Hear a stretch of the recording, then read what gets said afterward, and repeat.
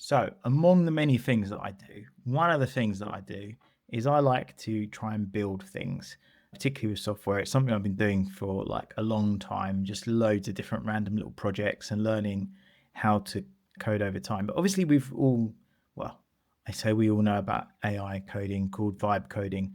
We don't all know about it, but it is something that's becoming more popular.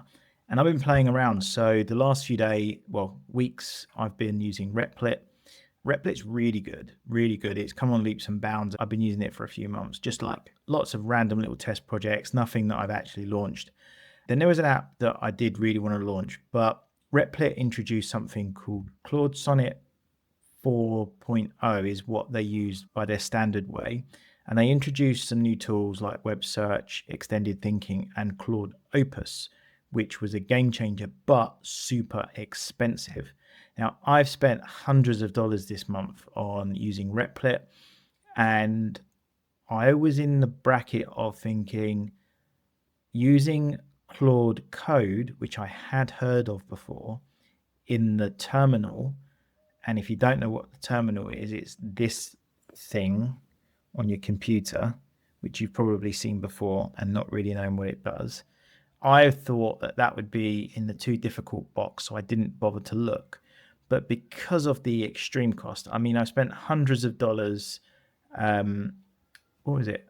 Sorry, it was about $150 or something like that in one 2 hour session or 2 to 3 hour session using Replit with the new Opus that they launched. And I thought, this is not obviously not sustainable because I was nowhere. It was just fixing a few bugs. It wasn't even like, making loads of changes to code and stuff.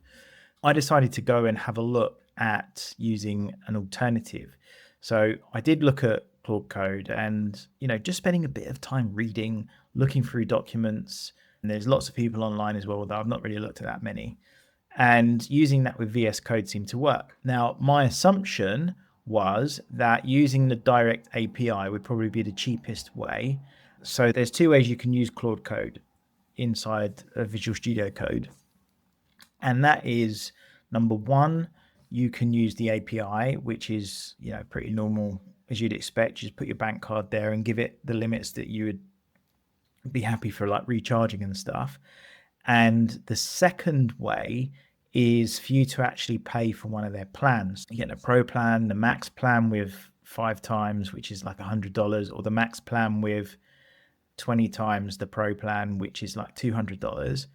And you get access to the new Opus as well, which is like really good.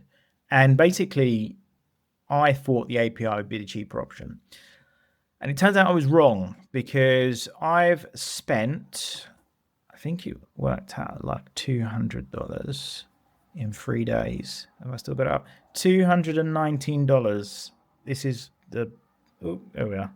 This is the billing that we had. I spent $219 in just 3 days. 3 days of using it. To be honest, there was a huge amount of work that I did.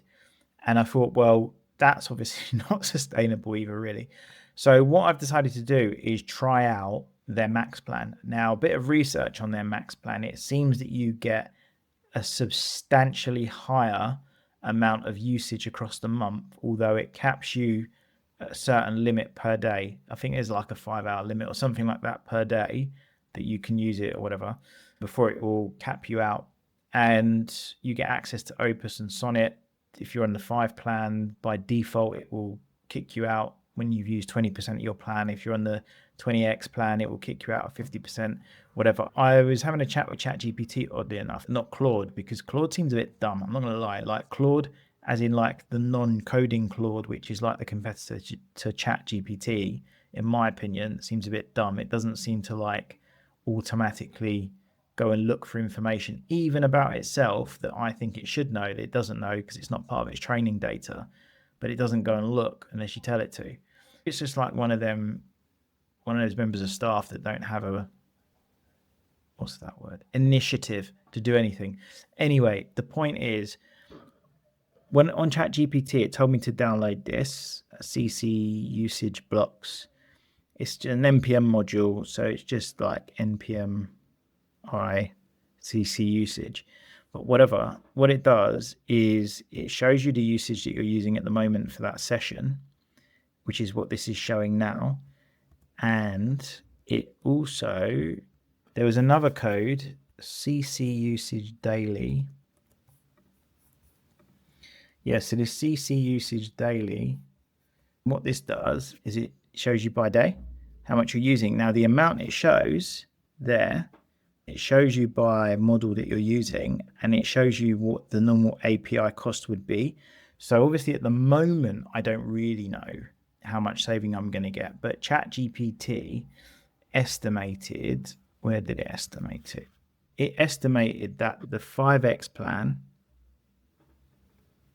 would be the equivalent of API usage of $2,000 to $4,000 a month, but it's only $100 a month. So I'm going to see if it gets anywhere near that. But obviously, the rate I was going, I would be spending thousands of dollars a month, and that wouldn't be good. So yeah, I just think that if you are someone who's looking at other ways of using the vibe coding, and if you're finding Replit really expensive, although they're amazing, by the way, particularly if you want to get started, I think they're really good. But if you're happy to explore other options like using Visual Studio Code, if you've used that before for like manual coding stuff, then you should probably be comfortable with that. And getting that installed, it was really easy, super simple, and it's super slick. It's just the costs do rack up, particularly if you're using the API. So yeah, I'm going to monitor this, and maybe I'll do another video in a month or a few weeks just to show how much usage I've used versus that $100 and how many times it's stopped me from being able to do it. Now, this isn't a full-time thing, so I'm expecting that I might hit limits at some points when I'm working on it, but I'm not working on it every day. I just want to get something out there and just see, get an app out there, see if I can make it work or whatever, learn those finer points of all the deployments and everything like that. Just because I like to learn stuff, man.